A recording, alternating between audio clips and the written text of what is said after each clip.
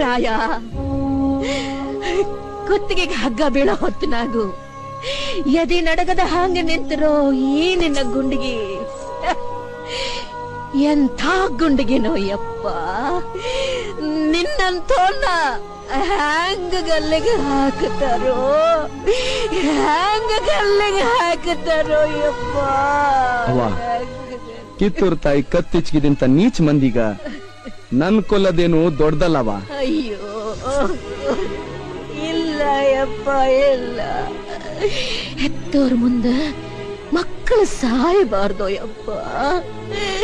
ನಿನ್ನ ಕಣ್ಣು ಮುಂದ ನಾ ಕಣ್ಣು ಮುಚ್ಚಿ ನಿನ್ನ ಕೈಯಾಗ ಹಿಡಿ ಮಣ್ಣು ಹಾಕಿಸ್ಕೋಬೇಕಂತಿದ್ದಲ್ಲ ಯಪ್ಪ.